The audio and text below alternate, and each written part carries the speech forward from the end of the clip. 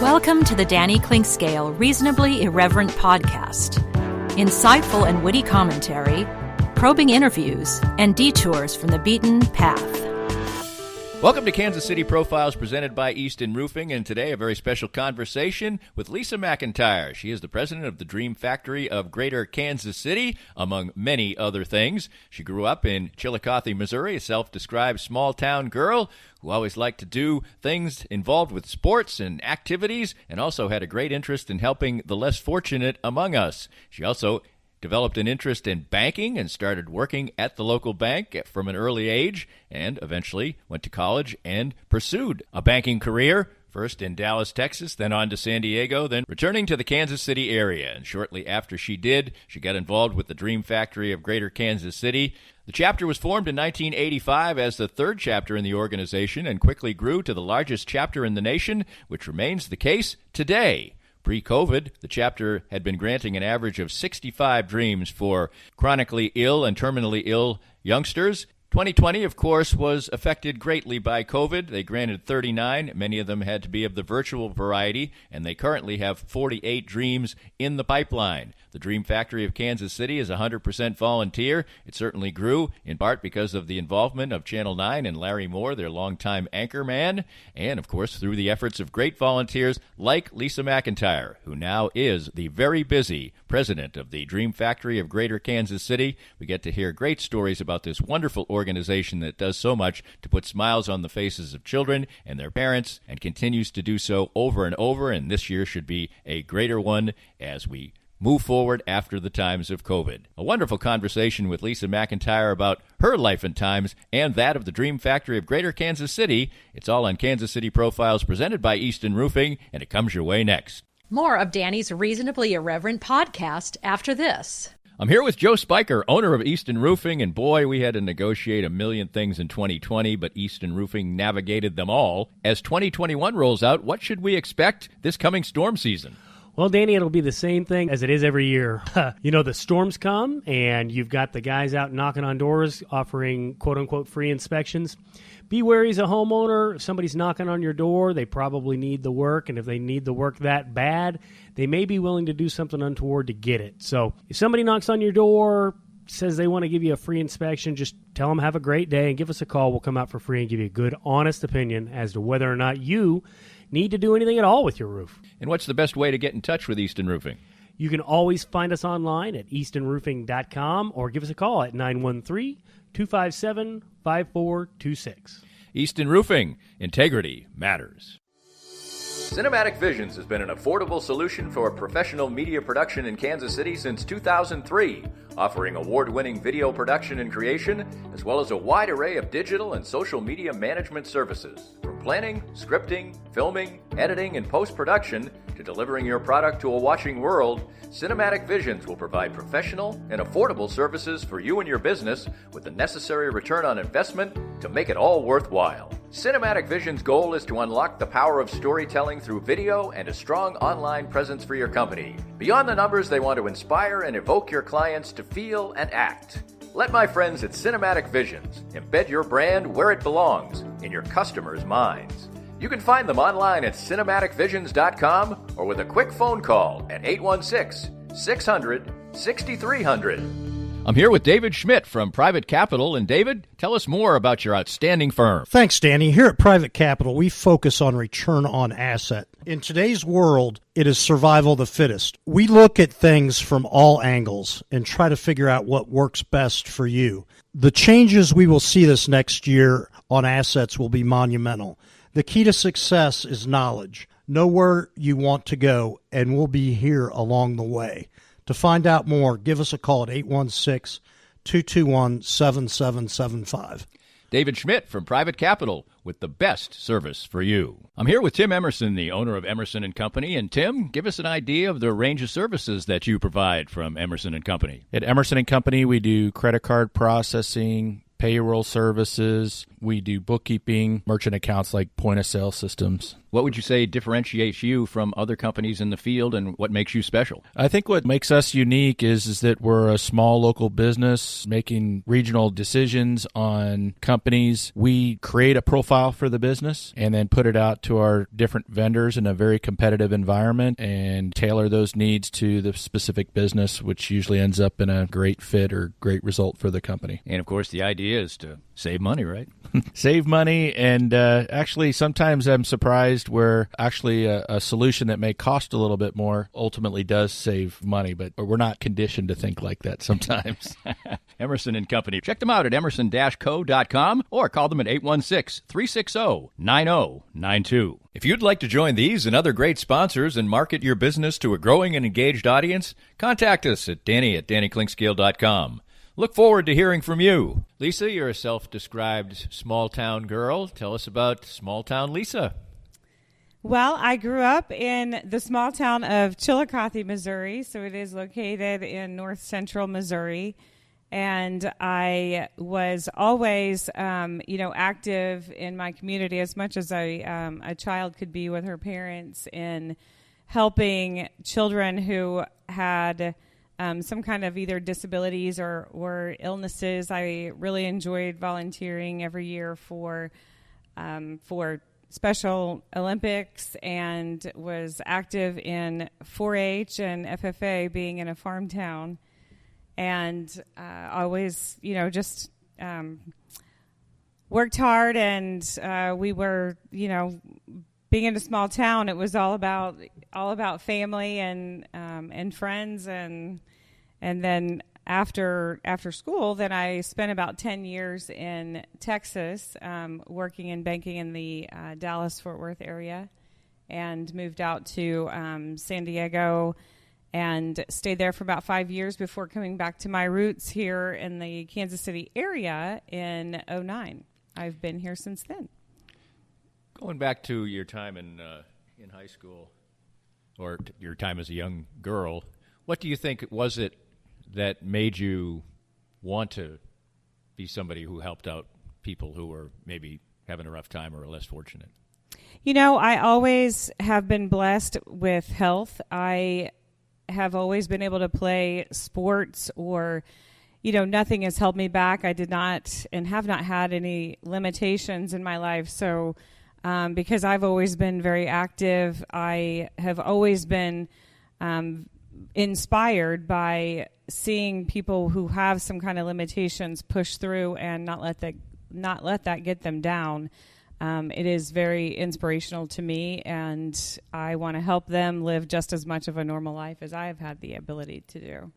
Tell me a little bit about your athletic endeavors, or what you did. You describe yourself as active. As we sit here, you will subsequently go to play pickleball, so obviously you still like to stay active. What was that like growing up?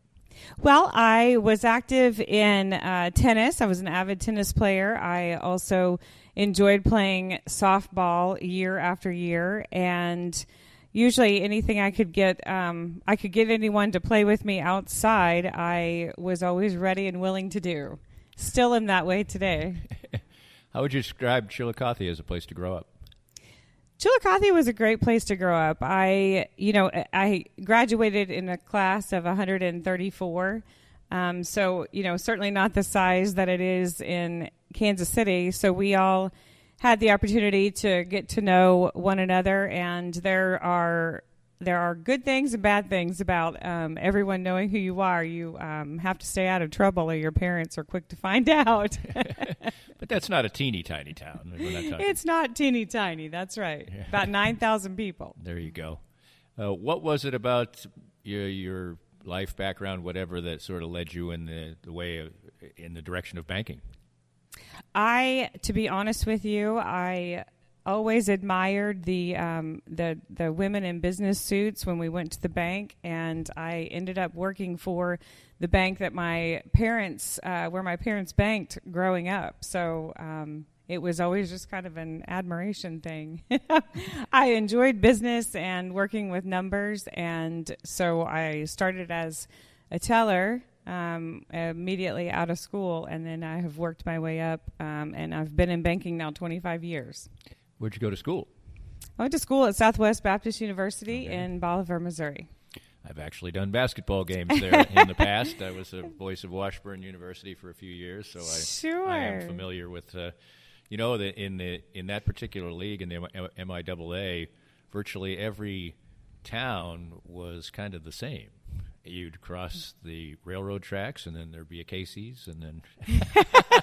You are absolutely right. There's a Casey's in every one of those towns. But I think Bolivar's even maybe a little bit smaller than some, right? It is. Bolivar, I think, is just approximately 6,000 people, so in the city. What drew you to that school?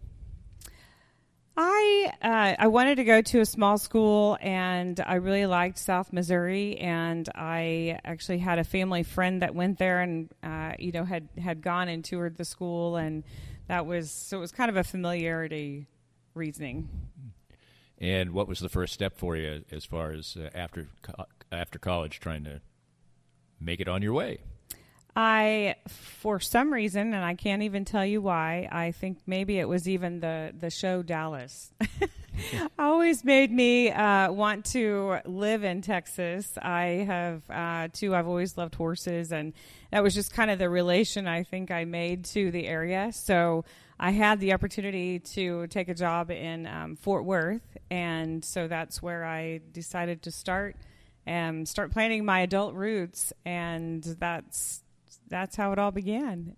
And I started with Wells Fargo, where I had the opportunity to really advance my career and worked there for about 10 years. So it was a great experience to give me a good footing in banking. Was Texas everything you had imagined? Or a lot of times you think, I remember going to, I grew up in Massachusetts, and I went to school at Kansas, and I had never been out of New England until the day I went to college. And I sort of envisioned Kansas a little bit differently. I think probably I thought at the time that I was going to a place that was more like Manhattan at the time than Lawrence, which was really quite a liberal place and all that, which fit my worldview anyway. But sometimes I think when you're thinking about those things, it doesn't turn out exactly the way you thought. It sounds like, since you stayed in Dallas for a while, that you enjoyed it. I did. And when I say Dallas, I spent some time on the Fort Worth side and eventually on the East Dallas side, and the two are very different. Right. Fort Worth was what I envisioned Texas to be, and Dallas was very, very cityfied Texas. So I would say yes and no. Sounds like maybe Fort Worth is more of a fit for you as somebody who grew up in Chillicothe and went to school in a small town in Missouri. Was that right? It was, and of course it's changed a lot in Fort Worth since I lived there so many years ago. Not that many. So you went to California. How did that step happen? Well, as I said, I was working for Wells Fargo, and I had an opportunity. I was single at the time, so I had an opportunity to transfer with them out to San Diego and going to the beach. Why not? Right. So that's how that happened. San Diego is a beautiful place. I mean, I can't imagine it must be a hard place to end up leaving. But home is always going to have a certain amount of allure. How long were you in California? I was in California for just under 5 years. Right. And then what drew you back? And I really felt my heart pulling me to kind of come back to my roots in the area. Again, didn't grow up, of course, in Kansas City, but in the area. And it is difficult to beat the Midwest mentality, the Midwest feel, and, being closer to family, and certainly have great friends out there. But being closer to family and where I grew up, what I have grown up knowing is, has been very welcoming for me. So along the way, you said you were single at the time when you moved to California. Tell me about the personal aspects of your life as you grew in the banking business. Okay. So then when I did come back to the Kansas City area, then I actually met what now is my husband in 2011, and he is from Kansas City, grown up here. So we've been married now for about 8 years. And you do say that with a smile on your face. So obviously that's a good thing. And I feel that with a smile. There, that's perfect. Did you have any, when you became an adult and were working to create success in your career, did you still keep that sort of charitable, philanthropic aspect in your life, or did that sort of develop when you got back here to Kansas City? Actually, I have kept that. When I was in San Diego, in fact, I actually volunteered as a buddy for a program. It was an amazing program they had for adaptive sports, and they would do baseball games, and they actually had an announcer that sounded just like you were watching ESPN Sports, and he just really encouraged the kids, and it was I never helped at a game or attended a game that I didn't have tears in my eyes. It's amazing to see, but that was something that was important to me, and rewarding because of that just is the cause that yanks at my heartstrings. And when I came back to the Kansas City area, I immediately got involved with adaptive sports here through the YMCA. And was also a buddy in a variety of the different sports that they offer. What does a buddy do? So a buddy will help, a child who has any kind of a disability, whether they're in a wheelchair or maybe it's just maybe they have CP, spina bifida, whatever it may be, and they, they're able to, maybe it's baseball, maybe it's soccer, basketball. They just need someone to kind of be with them, to support them in the actual role that they're playing on the team. So when did you start to find out or have an interest in what eventually would be what we're going to talk about a lot here today, which is Dream Factory?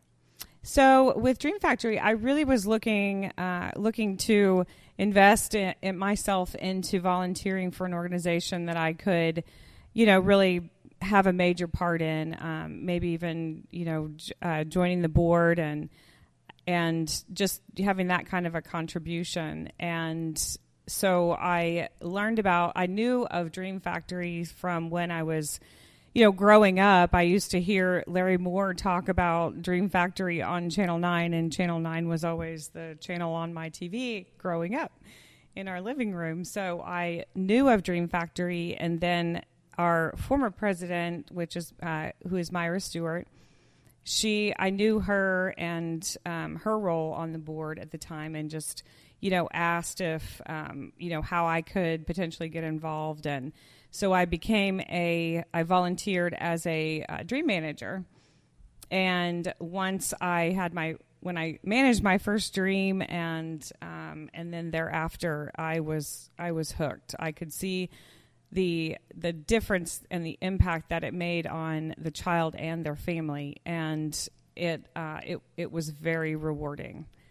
More of Danny's Reasonably Irreverent podcast after this. The bitter cold snap in February was just another intense reminder of how important it is to have a quality heating and cooling company on your side. That's why you need to know about my friends at Dillon's Heating and Cooling. Jeff Dillon and his top-quality staff provide honest, affordable, and reliable service all year long. Their number one priority is taking care of the customer and focus on being genuine, always following through and standing behind what they say and do. If you need HVAC or AC repair, it's important you get help from a team of professionals. Dillon's Heating and Cooling's team can walk you through a range of products, the advantages of heating and cooling systems, and ultimately help you find the best HVAC system for you. They're always glad to answer your questions and set up an appointment for an installation consultation. Whether you're looking to upgrade to a newer model of your current system or need one installed in a new home, give my friends at Dillon's Heating and Cooling a call today at 913-214-0529. That's 913-214-0529, or visit dillonsheatingandcooling.com to answer all of your questions. Dillon's Heating and Cooling. Their slogan is their goal, always treating you like family. We're here once again with Dr. Brad Woodall from Advanced Sports and Family Chiropractic and Acupuncture. Springtime, good weather's finally here. People want to stay active, and it's your job to make sure that they can stay active, and be healthy. Danny, we see a lot of not just weekend warriors, but people that every day are having that want to get back to activity. Whether you're starting with walking, jogging, or maybe that first 5K of the year, we want to help you out. We specialize in taking care of all ages, from kids all the way to grandmas and grandpas, but absolutely specialize in getting you back to full function and keeping you in great shape. So in short, how do we go about doing that? The first thing is to schedule a consultation with one of our doctors and therapists so we can see how you move and how you're supposed to move. Based on our assessment, we can put together a short treatment plan and a set of goals to help you both feel better, function better, and most importantly, stay better for this year and many years to come. Learn more at asfca.com/Danny. That's asfca.com/Danny. Right now, it's more important than ever to support local businesses. And 23rd Street Brewery in Lawrence is open and ready to take care of you. Make 23rd Street Brewery part of your KU game day experience, whether you watch the game there or grab curbside pickup for your tailgates or watch parties. But not just game days. 23rd Street Brewery is great any day of the week, and when the weather's nice, you can take advantage of their heaters on the patio. 23rd Street Brewery is open daily from 11:30 to 9 for dine-in, carry-out, curbside pickup, and can even help with your catering needs. So support local and visit a Lawrence favorite, 23rd Street Brewery. We're here with Michael Barber, the CEO and founder of Microlight Corporation of America, the world leaders in laser therapy. And Michael, tell us a little bit about your product.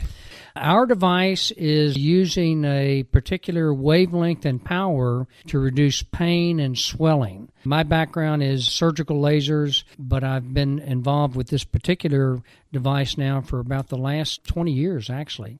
And I know that it works because I've had it There used you go. on me as well. And tell us about the relationship you have with your company and Canaway. It's what I call a strategic business relationship in that Canaway, the leader in the field of the cannabinoid systems and CBD oil, but our device used in conjunction with Canaway CBD oil gives a better pain relief outcome for the patient. And if you want to get that pain relief outcome like I did, you can reach their local representative, Sherry McCants, at 515-208-6312. That's 515-208-6312. If you'd like to join these and other great sponsors and market your business to a growing and engaged audience, contact us at danny@dannyclinkscale.com.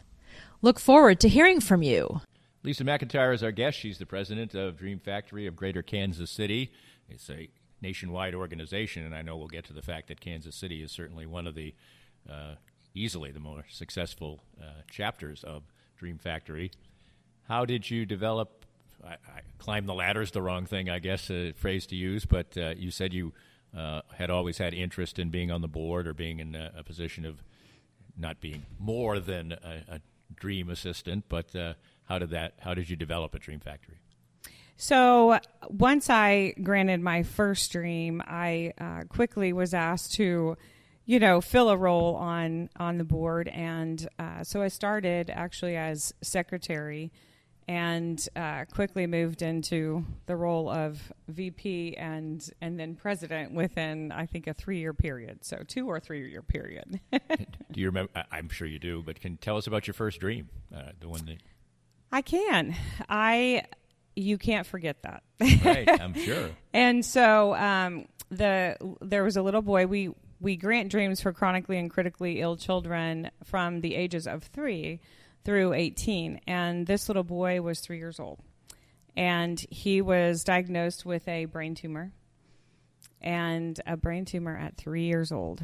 And so his dream was, he, of course, loved Mickey Mouse, and he wanted to go see Mickey Mouse. And he really, he could communicate, but because of the tumor on his brain, he couldn't, it was difficult for him to try and communicate. So I just remember meeting him. He was just an amazing little boy, full of energy, but just kind of sweet. And we met at a park, and, we had ice cream, and I surprised him with balloons, and it was just amazing. And then the pictures, shared with him what he was going to get to do. And then he and his family had the opportunity to go to Give Kids the World in Orlando, and which is the organization in Orlando where we send all of our children who want to go to Disney World or any of the parks located in that area. So they sent me pictures, and I had an opportunity to talk with his mom afterwards and understand how much it meant to them as well as to the child, and that was my first dream. Tell me about the balance of the fact that you're bringing joy to a chronically ill person, but in many cases that person you'll have to say goodbye to them eventually, or the world will have to say goodbye to them. How difficult is that? It is. It is heartbreaking. I will say though that to know that we, I could be a part of something that created a lifetime memory for, that child and for their family. That if something were to happen where they are not with us physically any longer, I know that their family is going to have that memory to hang on to forever and always. And our families, once they become a dream child, their families are always welcome to continue participating in any of the family events that we have. So we get to a lot of times continue to keep a relationship with the family. And I will also say that we do chronic and critically ill children. So they're not always in a terminal situation, but certainly when that is the case, it is, at least rewarding to know that we had something, we played a big part in something that was significant to them. Well, when they're not in a terminal situation, that must be, on the other side, obviously, it's all rewarding, and I can see it in your face, but when somebody does get through a critically ill situation and comes out on the other side, that must be just fantastic. Well, it is. It's very celebratory, and, that's part of, the significance of a child getting their dream is a lot of times the doctors have found that it gives them, it improves actually what their medical outcome ends up being. Right, absolutely. Tell us a little, you mentioned that you used to, your television when you were growing up used to be on Channel 9, and Larry Moore's been so involved in it for years and years. Tell us a little bit about the history of the chapter here and how it's grown and developed, and obviously he is a big part of that. He is a big part of that, and in fact, when I have talked to him recently, and even prior times that we've had discussions, a lot of people will remember Larry Moore for his involvement in building Dream Factory into what it is today. And really so Dream Factory as an organization has been around for 36 years, started in 1980, and Kansas City chapter was the third chapter formed, and there are now 35 chapters throughout the Dream Factory organization. And we are in Kansas City the largest chapter, and that is largely due to the fact that, how Larry picked up the ball and really built it into what it is. It had tried, I guess there were maybe a couple of people who were trying to get it started before Larry, but when Larry was approached and asked to, about this idea in 1985, he was able to successfully sell the idea to Channel 9. And, they really got behind it and supported them. Larry and his wife, actually, they had, some of the first fundraisers were like bake sales and auctions and, or not auctions, it built into that. But after probably about 5 or 6 years, they recall every year doing as many as, around 200 dreams per year. So they really had a significant impact in fulfilling what the cause is, and there was a big need for it at the time. This was the only organization in the Kansas City area that actually was a dream granting organization. So there was it had a significant impact on children who were and for at first they only did until the early or mid 90s. They only granted dreams to terminally ill children. So, that transitioned about that time period. What is this organization is all volunteer, and there's a fundraising that would be involved. I know from speaking with you that it's almost a full-time enterprise for you, and you are a full-time business person in banking and in commercial banking for First Citizens Bank. people, it obviously is a tremendously rewarding thing, but it takes a lot of manpower and woman power, obviously. It absolutely does. We have let's see, 16 active members on our board. In addition to that, we have a group of volunteers that are separate from that, even though the board is 100% volunteer as well. And the outside volunteer team makes up, either our dream managers and or the volunteers that we have for the variety of needs that we need to have fulfilled, such as working events or whatever that may be. So in total, we have approximately 40 to 50 volunteers that help us execute our mission.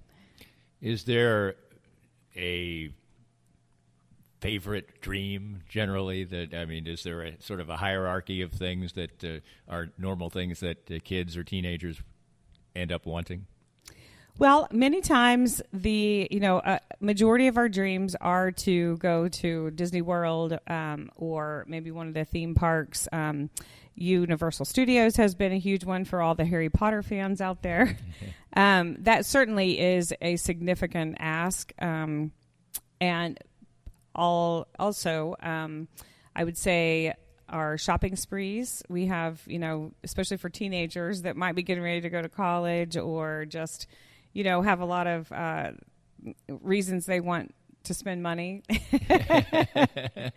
And then the other thing I will say is, being able to do meet and greets with whether it's, famous sports people or actors, actresses. We had a little girl who wanted to go onto the set of Guy Fieri, and that was pretty cool. He made that happen. And then we've had, children who want to go to Broadway and dance on Broadway. We really do get a large variety of dream requests. The idea of, visiting a beach, of course, is also a key one. So, and all of them are unique in some way. When somebody requests something, how do you decide how elaborate you're going to make it, or how many days they're going to stay at Disney World, or how long they're going to stay at the beach? And what's the cooperative aspect sometimes with, say, the hotels or the theme parks or things like that? That I would assume that in many cases they're going to be very generous, but still there's obviously going to be some cost involved. There are, and that's largely where our dream managers come into play. I will say that we do put in place, like Disney World is 6 nights and 7 days. So we have set parameters around what each of them look like. If they do have a dream where they're outside of that, where it is a travel dream, it's usually 3 nights and 4 days, and then we do put restrictions on how much we would spend on a shopping spree, for example. And so we do have some parameters in place, but once the dream is assigned to a dream manager, then it is really up to the dream manager to create that, how are we going to reveal the dream to the child, and then, what is the dream going to look like from there? If it is let's say it is a travel dream and it's not in Orlando, so we're not working with Give Kids the World, which that one's pretty set up because of the organization where we have them stay. Outside of that, though, we work with the different, if there's a hotel in this town where they want to go or whatever, and we'll call and ask if we can get significant discounts or even in-kind donations from them, and we do get some wonderful support when we ask for, when we tell them the cause and kind of ask for some type of donation. And typically they're excited to be part of it as well, and will set up something special for the arrival of the child to the whatever venue it may be. Are there ever any requests that you would consider offbeat, surprising, or maybe one that's like the strangest request you can imagine, or is it still pretty standard because kids kind of have similar wants and needs? Well, it is it is. I'll put it this way: it's interesting to hear what different children think of and what might actually be of interest to kids. So, we have kids that want to go to Comic-Con. We've had, some teenagers that want to meet Ellen. I will say that's a dream that we have not been able to make come true. Wow. We had to have a second option for those because that one has been really challenging. But I will say that with the due diligence of our determined volunteers who are the dream managers, we typically are able to get to, if it is a famous person or whatever, we typically are able to eventually get to who they're looking to get to. So it's really amazing to see some of these unfold. On a day-to-day basis, what's the biggest challenge for you? Is it fundraising? Is it the aspects of flagging down a difficult star or whatever? What would you consider maybe one that is, a real barrier to jump? Because we are 100% volunteer, and most of our volunteers, most of us, have full-time jobs. So, the biggest obstacle I would say that we have to overcome on an ongoing basis is, just having the time to, do all the tasks that we need to in order to keep up the exposure, the awareness, the business day-to-day activities that are required in order for us to, continue moving at the pace that we do. You never could have, and we all never could have imagined what impact COVID would have on our world. But certainly in something like this, it's really, I got to be a gut punch and a very difficult challenge. It changes all the parameters of dreams that can be, and sometimes a child is not going to understand why they can't go to Disney World this year or whatever. Did you find yourself putting off dreams? Sometimes that's not going to be possible. How are you able to adapt, and how challenging was that? Well, Danny, you hit the nail on the head. It was there's not one of us that was not put in a challenging position, and a lot had to be compromised, and we certainly fell into that. And Disney World closed, as we all know, right, for a number of months. And so we had a lot of children who were lined up and scheduled to go to, if it wasn't there, it was, maybe another trip or whatever. And so we had to put those on hold. We had 23 dreams exactly that were directly impacted last year that we had to delay to 2021. And so then we, also had to put a hold on accepting new applications at the time. So it did have a big impact on us and our dream children. We have started, this year they Give Kids the World opened back up in January, but at 15% capacity. So we've slowly been able to reschedule those dreams for into 2021 and revisit and see if anyone was wanting to do something different for their dream, if maybe it wasn't a travel dream, or if we could pivot and get creative with maybe some meet and greets that could potentially be through Zoom. And I know we just had one happen where his favorite player.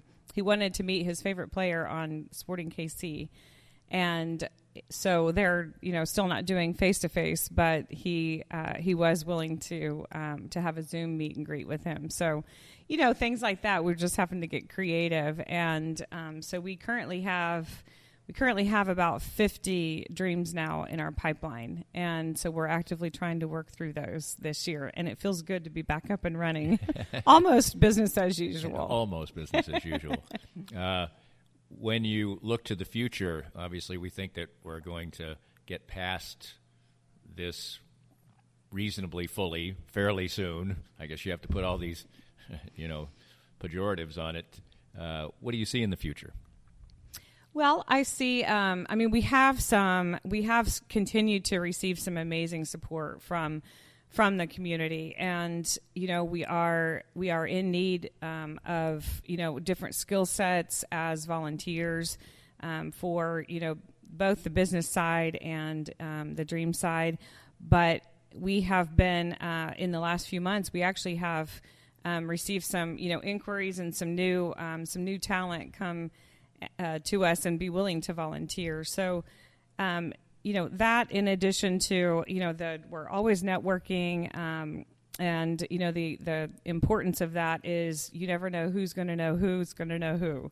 And those things, when you're looking to, connect with some outrageous requests, that really becomes significant and important. So, not just from a funding standpoint, but also when, you get new people involved, you get, new interest and new opportunities for funding sources. And so, I see bright things for our future in 21 and 22, and that is largely due to the very supportive Kansas City community that, we couldn't obviously do anything that we do without the funding support and the volunteers. Without that, we would not be able to help these kids.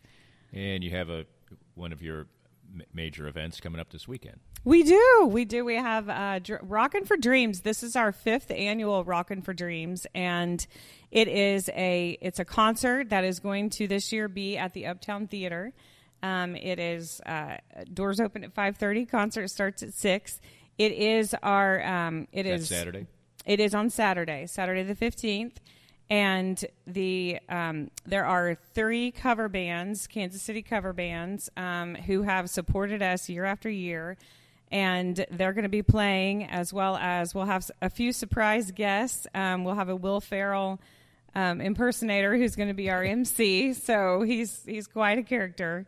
I encourage you and anyone listening to come and join us for that. It's going to be a fabulous time. Full of, entertainment, and there will also be some stories shared so you can actually see what the impact is on the families and children whose dreams have been granted. And I know you have a big golf tournament in the fall, and golf tournaments are generally maybe the biggest fundraiser a lot of times for organizations like yours. Tell the audience about your website and how they can get involved, maybe donate as well. Absolutely. So our golf tournament is on September 16th. It will be at Shoal Creek Golf Course. To find out more about, any of our events, or if you're interested in signing up for a monthly newsletter, or just learning more about how to donate or how to become involved as a volunteer, visit our website at kcdream.org, and that's where you can find the information. In closing, just tell me about the sense of satisfaction that you get. This has been a sort of a lifelong thing for you, assisting other people and putting smiles on people's faces and helping people who are having challenging times enjoy their life a bit more. That must really be an incredible feeling. Danny, there is not a paycheck in the world that can replace the reward in seeing the smiles that are generated on these children's faces, on the tears that you see that are out of tears of joy that the parents have when they see their children getting to experience the dreams, when they know what they have been through day in and day out in battling their illness. So. And for me, the inspiration that I get from, seeing these children just push through and make their way successfully to make it look like they aren't dealing with anything is such an inspiration. And it makes me realize there's nothing to complain about.